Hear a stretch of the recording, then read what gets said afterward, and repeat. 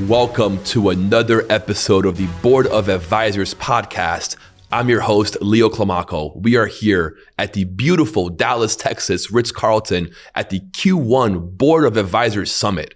My guest today is George Rivera. Yes, sir. How are you, sir? Doing good. How are you? Good, man. Happy you're here. Yes. Happy you're here too. Tell me, George, how long have you been in BA? I'd say probably going on 4 or 5 weeks. Okay. Yeah. So I'm new. Yeah. First event. So Me too. Loving it so far. Yes. Okay. You too. Nice. Okay. What made you join BA? Just the opportunities to expand the network. I've had a bit of a career change in little under the last previous year. So, need to kind of open up the network and expand. It's very different than my previous career. So, need different strategies. What do you do exactly? Yeah, right now I'm helping people like the me of 10 years ago, people who are cash rich but time poor, helping them buy back anywhere from 10 to 20 hours per week within 90 days so they can restore the bond with their family while growing their profits. That's so needed. Yeah. It's so needed. What's that book called? Buy Back Your Time? Yeah, mine is Buy Back Time Formula. So it's very close. Yes. But yeah, absolutely. Yes. The theme is very similar. Yeah, I think the first book of that sort that I read was The 4-Hour Workweek. Yeah. Right? I think everyone was. Oh, yeah. And then I read a Dan Kennedy book. Do you know who that is? Dan Kennedy? Yeah, I know Dan Kennedy. Yeah. So he has this rule where he will batch all his emails, all his text. Like he'll read texts once a week. He'll read emails twice a month.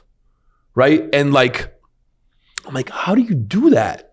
How are you able to run a business successfully and not check your messages on a daily basis? But he discovered it. And he was saying that he had so much more time to create. He wasn't spending time reading emails and doing all these little BS. So there's so many little things that we can eliminate from our life to buy our time back. It's incredible. What are a few things that you suggest to entrepreneurs? Yeah, I mean, what I start with is what I call a freedom audit. So we need to see what is it that you're doing so that we can have a clear image of what we can get off your plate.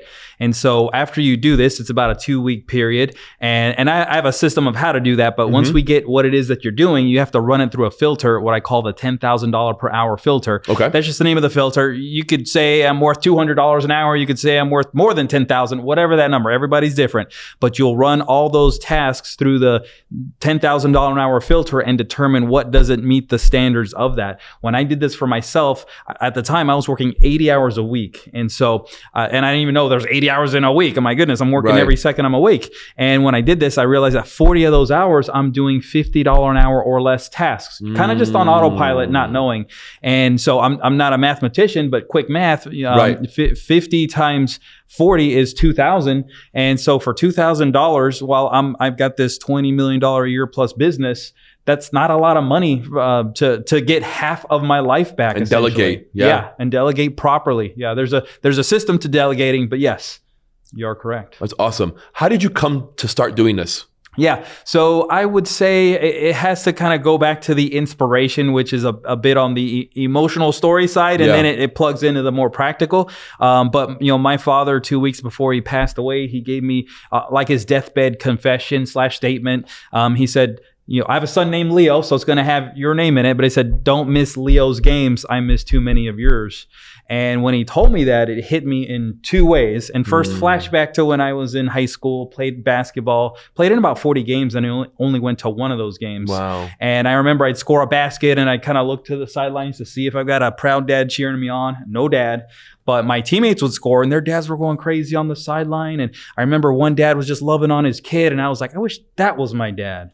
And, that would have crushed my dad hearing that. It crushes me as a dad thinking my son could say that. Right. And because he wasn't a bad man, but he was your textbook provider. He was always working, but he gave us nice homes, cars, and trips to Europe. But when I needed him in the moment, when the son wants to get the approval of the father and he's not there, that guy's there. I don't know what he does, but I want him to be my dad. And so fast forward 20 years, that's when he says, don't miss Leo's games. I miss too many of yours. So that was flashback number one. Was that healing for you? That was very healing. Yeah. I didn't know where to park that, you know? And I hadn't even thought about that until 20 years later, it bubbled up and I'm that kid again in the gym.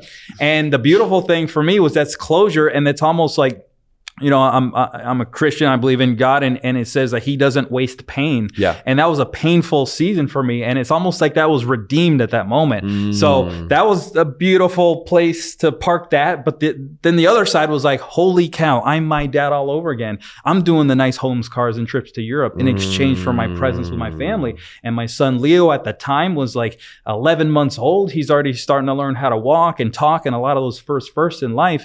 And I'm depending on my wife to send me the pictures of that. And while she's sending me pictures and videos, she's saying, here's the next thing you missed. You know, while I'm just like, you know, but I'm holding the fort down. I'm doing it for the family. They didn't ask me to do it, but somehow I talked myself into, I need to grind and work this hard. And so I built myself in this founder prison that I didn't know any way out of that. And so when my dad made that statement, I realized, okay, this has to end. It has to stop now. I was the kid. I didn't like it. Now I'm repeating it. This has to end. But it starts tomorrow because I'm working 16 hours today. Tomorrow comes. And then tomorrow and tomorrow, many tomorrows turns into 3 years. Wow. So this is now 2018. My dad's long gone 3 years prior. And I'm scaling my business to $20 million. Very profitable. Like I have this money printer. I push a button and spitting out money, more than I could ever spend. And had you told me that I'd make it there, I'd be like, oh my gosh. What were you doing previously?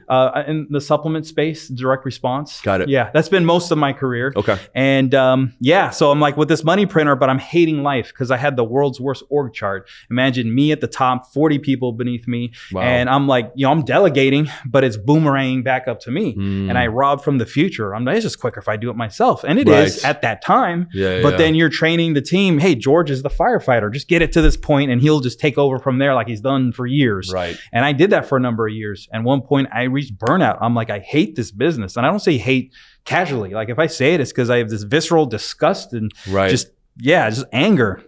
And so I called my friend, well, he's my friend now, but at the time he was my mentor. And I'm like, I hate this business. I want out of it. I want to sell it. And I even said, I don't want to burn it down. But you can't snap your fingers and sell a business. It takes years and LOIs don't even follow through. So, but you can burn a business down overnight. You can. Not the smartest thing, but that's an option. Sure. So I weighed that and I was like, nope, we can't do that. So my friend, he lovingly walked me off the ledge of doing a bad decision. And he said, you just got to stop doing what you don't like doing and keep doing what you're good at, which is, you know, marketing, copy, entering new markets, the money making side, strategic connections, all that kind of stuff. Right. Not merchant accounts, admin, customer support. And I had people to do all that, but still it would just bubble up to me.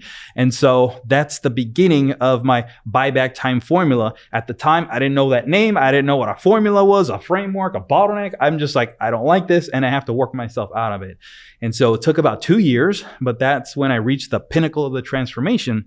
I more than doubled the business from 20 to just shy of $50 million. But you know, one of the most impressive parts, even more than the lifestyle I had, which was semi-retired and never working more than 30 hours a week, was that how my dad said, don't miss Leo's games. I never missed any of his games.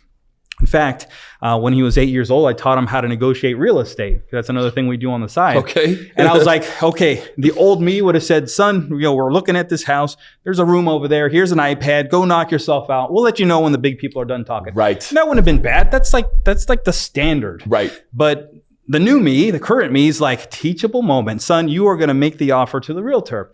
So we're going to close in 30 days. Here's the price. Leave the furniture, leave the dock, go. And he's like, why am I doing this? Just go. We'll debrief later. He's waiting. And then he's telling the realtor, and the realtor's kind of impressed, like this little boy talking these big things, closing date and all that. And then he looks at me, he doesn't say anything, but with his eyes, he's asking, is this the offer?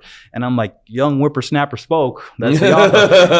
And we got the house. I mean, the terms got to make sense, but he delivered the terms. That's awesome. And and even more to like current day, he's got a podcast. He's 11 years old. He's interviewed almost 40 people. That's awesome. I tallied up their gross numbers that they publicly say, and it's in the billions. And you know, these are my friends and peers. You know, he's 11. His friends and peers are on iPhones and doing this. Yep. They don't know how to shake your hand or look you in the eye. So Good for you. Thank you. But yeah, so I got derailed on my son, but that's just a present dad can do things like that. The old me would have just been like depending on mom and the iPhone, to here, keep them busy. But now I'm able to be present because otherwise the old me, my family was planning a life without me, Hey, we can't take dad seriously. He says he's going to be at the game, but a fire comes up, he's out of here. So we got to have plan B because he's not dependable. So that was the old me.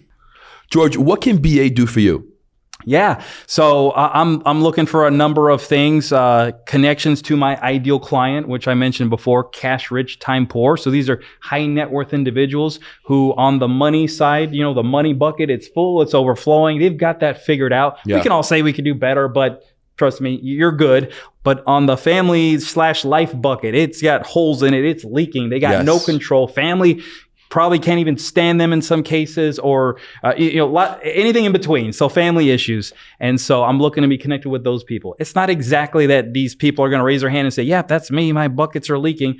So it's not as cut and dry as it might be, like them self-identifying or what have you. So connections to the ideal client, connections to connectors who serve my ideal client, as well as connections to get on podcasts. So I've done about 40 podcasts at this point. So I've gotten a lot of good reps in. I've started to seek out higher distribution podcasts that communicate more to my ideal client. So working on that. And then connections to places where I can speak in small groups, masterminds, events, anywhere where my ideal client might be in the audience. And so, yeah, I'd say kind of that encompasses my, my ask from BA.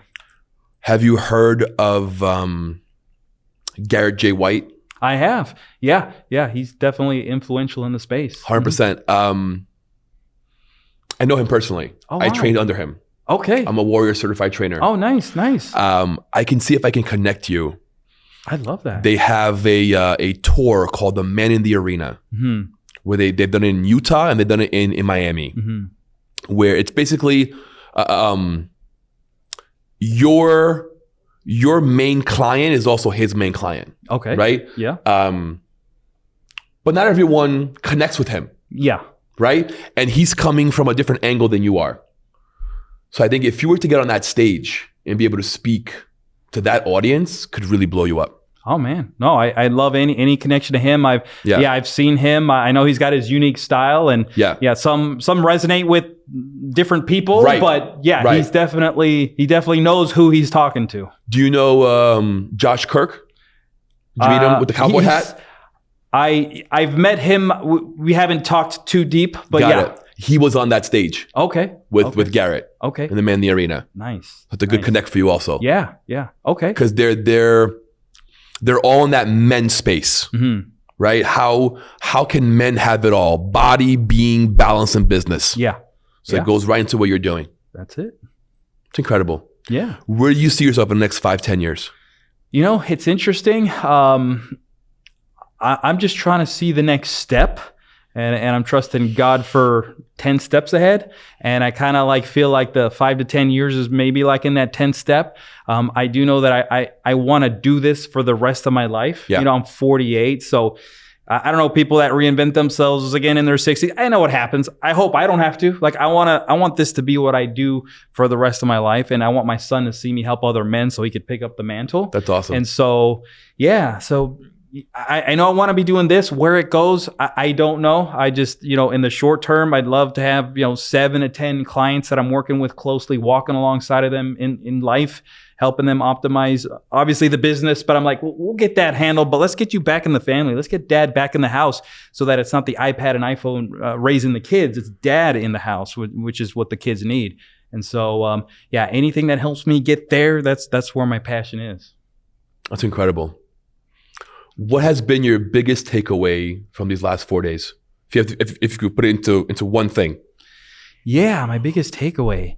Man, there's a lot. I'm trying to condense. Yeah. I've there's been a number of speakers talking about AI, and Yeah. it's just advancing so fast. I came in kind of like, I think I'm on the higher end of the AI, like because everybody's kind of all over the place. Yeah. But like hearing them, I'm like, okay, there's more to go. So it's just one of those things, and I think I'll feel that for a while until maybe it like plateaus somewhere, which I don't know that we're close to that yet, but. Just that there's a lot more that I need to dial in on the AI side, and not so much from how I help people, because I don't want to be pigeonholed as an AI guy. I'm more of a let's transform your life guy, and AI might play a role in some of that. Right. But it could, right? You could probably clone someone virtually to help unload some tasks from them. Yeah. To give them more free time. That could be a tool that you use in that sense. Yeah, absolutely. Yeah. And I know for now, at least, there's still times when you do need a human. So, for sure. So yeah, there's just that. How do we integrate it in an intelligent way? Right. And just get it off your plate, however that is. But yeah, no, my big takeaway is just to continue to stay on top of AI. And that's more on the businessy side. But on the personal or the business side, it's just the deep connections that have been made here are, I know I've made friends for life just from this event. And I look forward to, the calls and the future events that'll just make that bond tighter. Tell me something that you want your son to remember about you. I want him to know that I did my best to live it for and glorify God, and pursue the will of God, whatever that is, and put myself second. And not perfect. There's times I messed up, but he did his best, and that I can inspire him to do the same. How do you view failure?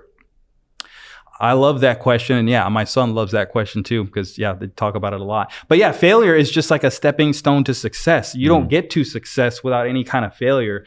And I think there was a speaker yesterday, and I can't remember his name, but he was like, hey, I haven't had my first crash or what have you. And then people are kind of like, well, it's coming, so we'll talk to you once you've had your first crash to see how you recovered. It was James. Yes, yeah. James. Yep, the financial. Yes. Yeah. So I don't know if that ties into what you were asking, but 100%. Yeah, you have to have some failures and some setbacks to overcome them to really reach success. I know some people can get there, but it's coming at one way, shape, or form. So be ready for it and learn how to overcome it. To his point, he was saying that investors were happy he had his crash. Yeah. And they were trusting him more after the crash. That's it. Because you're like us now. You gain the experience. You don't understand you've never failed. Right, exactly. Yeah. You think everything's going to work, and you're going in too optimistic. Yeah. You're now back to reality. Yeah, exactly. And failure has a way to do that pretty quick. Yes. Wow, so your son gets asked that question a lot, or he asks the questions. It comes up, and now it's to the point where he's sort of like prompting it. Yeah, and there's a little short from one of the interviews that he was interviewed, and they asked him like, what do you view failure as? And he's like, well, failure is really, it's just, it's like a bump in the road you got to get over to finally reach success. Right. And so for him to like get that now versus later in life, incredible. Yeah. And so I just love the wisdom that his guests are just pouring out. And he kind of has a knack for it, and I think he's going to keep going. What made you start a podcast for him? So it's interesting. My son, like all kids, like the YouTube influencers and stuff. Yep. And I was like, and he wanted to do that. And I'm like, if you want to, go for it. But my opinion is, it's very competitive. These kids doing their thing. I was like, if you want to do something that I don't know that anybody else is doing, maybe there's a handful, but there's no like mass number of people doing it. Interview like successful business people and ask them for their wisdom. Yes. And it's so low hanging fruit because, whether his channel's huge or not, and obviously it's not huge right now, but who's going to say no to a child who wants to like learn? Correct. And you get the best answers because this is just like peer to peer. This is like old experienced wisdom, like getting almost like a do-over in life. Like one of his questions, like, what would you tell your 11-year-old self that you wish you knew at 11? What a great question. That could have helped you achieve success faster. Oh, what a great question, Leo. Bypass a big obstacle. Yeah. And I mean, they're pouring out gold. And I'm like, oh my gosh, thank you. My son's like absorbing it all. And I'm like, I'm learning too. Right. I'm still learning. But yeah, for him to hear that and now he can like mentor others and stuff. So yeah, it's amazing. And for the guys that are being interviewed, right, they can't use complicated language because an 11-year-old has to understand it. Yeah. So they're having to really simplify what they do in a manner where everybody can understand, which is great. Yeah. It's great content. No, that's exactly. And the cool thing is too, is I use it when I'm networking. So like a number of people here, like I've asked you and a number of others, like, hey, come on my son's podcast first, because I just want you guys to pour into him. That's number one. The second thing is if I'm going to make connections and intros, I'm like, hey, my son Leo interviewed Leo. You guys should meet. Awesome. And it's not going to be some cold call. It's going to be, oh my gosh, what a fun interview that was. And now they kind of know you a little bit versus coming in cold. And it's kind of a cool thing. So yeah, it's got multi-purpose, and then it also like showcases present dad in son's life. So it's like this multi-layer benefit, and most important, just my son's getting all this wisdom experience. If he keeps doing this, like I'm telling him, like you will never have to worry about your finances ever. I don't want to make any promises, but like by the time you're 15, 16, 18, you're going to have a pathway already paid for you. You're going to be a sought out after coach, consultant. You can sell products, advertising, like doors open that, most people have to start, when they're 18, 20, whatever, they start later in life and they're years behind. Has he interviewed you? He has. Oh, good. My interview was the first interview. Good. And honestly, we just did it as a practice run. Hey, let's just turn it on and talk. And we talked and we edited it. And it was a nice, concise 4-minute interview. Now his are average from 12 to 22 minutes. So he's a bit more like practiced now. But at first, if we were just chatting and he's asked me 3 or 4 questions and then we edited it. And I was like, you know what? Let's put it up. Let's make this interview number 1. So yeah, his website's leointerviews.com. That's awesome. It literally went live like 3 or 4 days ago, and I've been here the whole time. So I need to like go through and like, so if somebody goes there today, they might see, typo somewhere, but but I guess by the time people see this, it should be nice and cleaned up. leointerviews.com. I'm going to go check it out. That could have been your domain. You could have, could have. It's awesome. That's an awesome story, man. That's really, really cool. Thank you. Where can people find you? They want to connect with you and work with you. How can they find you? Absolutely. Buybacktimeformula.com. So on that page, there's a link to my book. It's a free book, just pay shipping. It's 128 pages. It contains everything I know about buying back time. So you can get it, you can read it and do it. You don't need me for anything. There's no secret link. Go here to buy the secret that's $10,000. None of that. But if you're like me of 10 years ago, cash rich, time poor, I would have paid a mini fortune to collapse the time it took me from prisoner to freedom. For sure. So I'm available for that help. All my socials are on that page as well. By the time this is released, I'll have links to a couple of live events that I have going on as well. I host a dinner in my home for 6 to 8 founder dads. That's awesome. I come to my house, I'll feed you, we'll talk. There's no pitch. It's just getting to know each other. And that happens twice a month. And then I have a virtual roundtable that also happens twice a month on the opposite week. For those that are out of town or can't make it that day or what have you, there's still some way to interact live. Very similar flow, minus the food, obviously. And that one's 18summers.com. 18summersroundtable.com, because we only have 18 summers with our kids. And so we want to make sure we can maximize that. And so, it's all about just, focusing on fun life stuff, overcoming challenges, obstacles, a place to just discuss. And we see where we go from there. That's incredible. Thank you for allowing your dad's message to dawn upon you and having this epiphany to go change other fathers' lives. It's incredible. Thank you, Leo. Yeah, at first it was, I just got to do this for me. Yeah. And once it happened, I was like, you know what? I can go back in the supplement space and make a ton of money. Yeah. But I feel like God put me here for more transformation than just selling pills. Yeah. And did well and ethical and all that. But I'm getting texts from people that are just saying my kids are lighting up at my presence. I'm like, that gives me joy and fulfillment. I want more of that. And so that's the track that I'm on. God bless you, sir. Thank you. Thank you for being here. It. Yep. That was another incredible episode at the Board of Advisors podcast. Thank you so much for being here. Please like, subscribe, hit that bell notification, follow us on all of our social medias. And remember, when you're in the room, anything's possible.